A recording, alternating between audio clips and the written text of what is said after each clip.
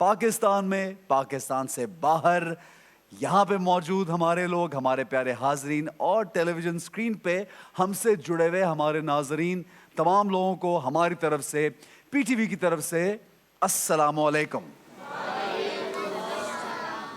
امید کرتا ہوں کہ آپ خیر و عافیت سے ہیں اور آپ کے روزے بہترین انداز میں گزر رہے ہیں اور ہمیں اپنی دعاؤں میں یاد بھی رکھ رہے ہیں آپ۔ جناب، آج کا ٹاپک جو ہے ہمارا، آج کا عنوان جو ہے وہ بہت خاص ہے۔ وہ ٹاپک یہ ہے کہ کس طرح سے آپ کو ریاست کے اصولوں کی پاسداری کرنی ہے،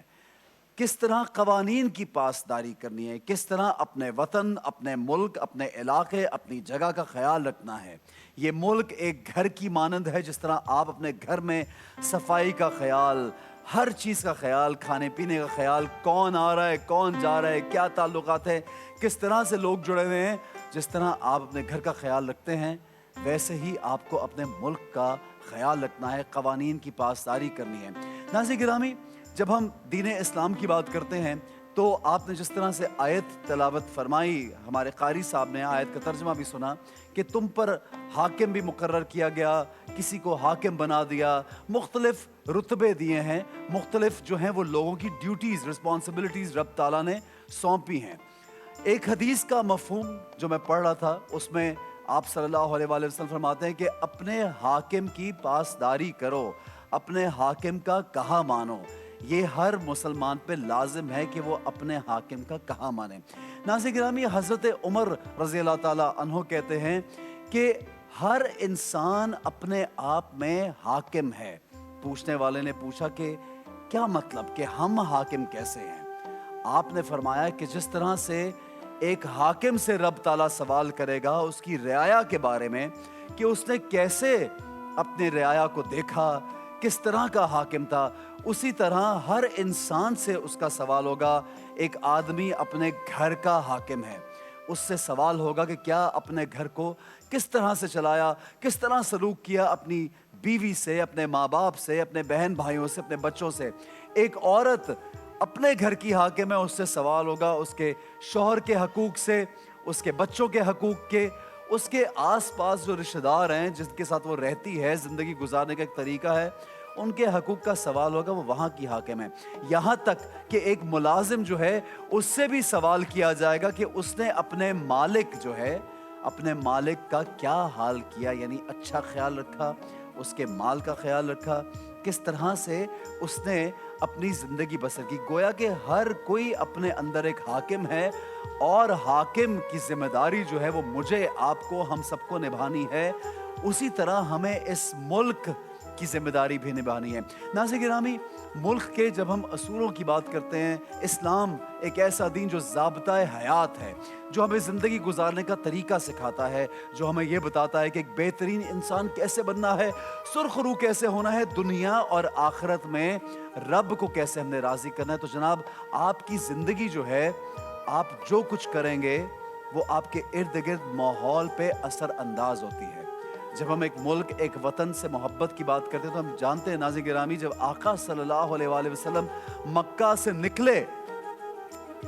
انہوں نے مکہ سے کتنی محبت کی اور کس طرح آنسو جاری تھے اور مکہ کو یاد کیا کرتے تھے، وہ ان کا وطن تھا۔ اسی طرح ہمیں تمام ائمہ، تمام تبع تابعین، تمام صحابہ سے یہ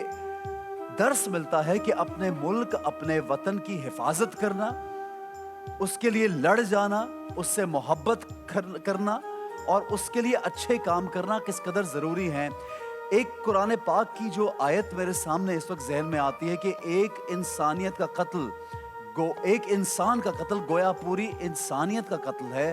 اور ایک انسان کی اگر آپ جان بچاتے ہیں تو گویا آپ نے تمام انسانیت کی جان بچائی۔ ناظرین گرامی، اس کے پیچھے فلسفہ دیکھیے کیا ہے کہ آج اگر ہم فساد چاہتے ہیں، فتنہ چاہتے ہیں، تو ہم اٹھ کھڑے ہوں گے، ایک دوسرے کو ماریں گے، ایک دوسرے کے ساتھ برا سلوک کریں گے، قتل کر ڈالیں گے، تو کس قدر فساد ڈلے گا آپ کے وطن میں، آپ کی اپنی زمین پہ جس کو رب تعالیٰ نے ناپسند کیا ہے۔ پھر آپ کسی کا قتل کرنا تو دور کی بات، کسی کا دل دکھانا بھی دین اسلام میں گناہ سمجھا گیا ہے۔ آپ میری تمہید کا مقصد تو سمجھتے ہیں. ایک واقعہ اور میرے سامنے, جو ایک حدیث میں نے پڑھی وہ سامنے اگر میں سوچوں تو میرے ذہن میں ایک واقعہ بڑا خوبصورت ہے کہ آقا صلی اللہ علیہ وآلہ وسلم خانہ کعبہ کا طواف کر رہے تھے تو کچھ صحابی ان کے ساتھ موجود تھے. آپ صلی اللہ علیہ وآلہ وسلم نے ان صحابی سے پوچھا, کیا سمجھتے ہو اس کعبے کی کیا حرمت ہے, کتنا یہ مقدس ہے؟ تو سب صحابیوں نے کہا کہ یا رسول اللہ صلی اللہ علیہ وآلہ وسلم, آپ بہتر جانتے ہیں, آپ ہی بتائیے. ہمیں تو لگتا ہے یہ ہمارا کعبہ ہے اور بہت مقدس ہے اور بہت رتبہ ہے اس کا. آپ صلی اللہ علیہ وآلہ وسلم فرماتے ہیں کہ ایک مومن کا دل, ناظرین گرامی سننے والی بات ہے کہ ایک مومن کا دل,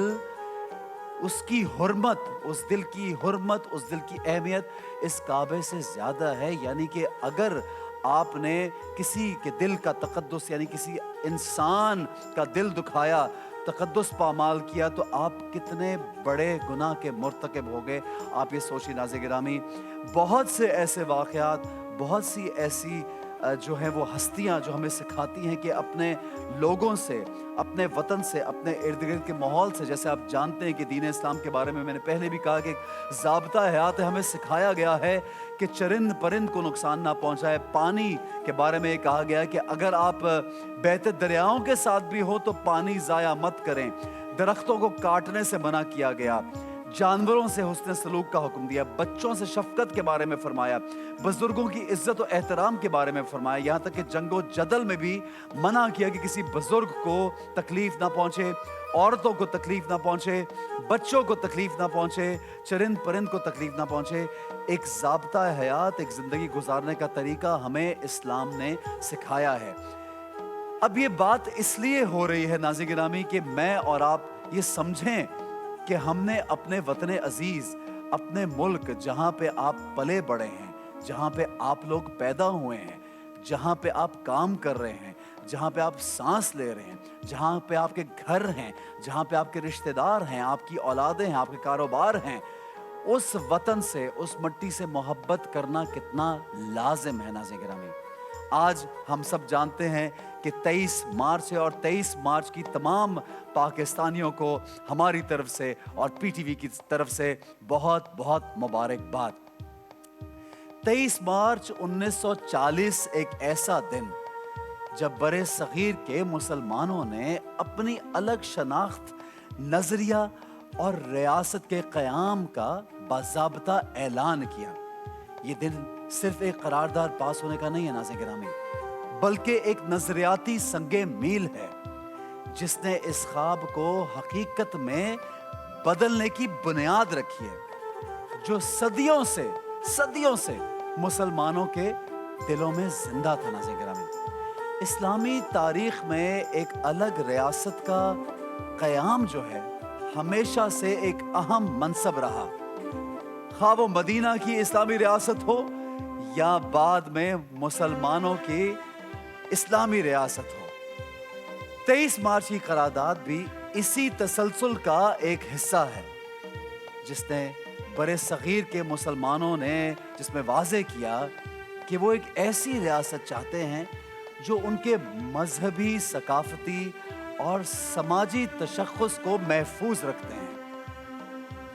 جس طرح مدینہ جو ہے وہ اسلامی تاریخ کا ایک عظیم واقعہ تھا, ہجرت مدینہ جو تھی, جس میں آپ صلی اللہ علیہ وسلم اور ان کے صحابہ نے مکہ کو چھوڑ کر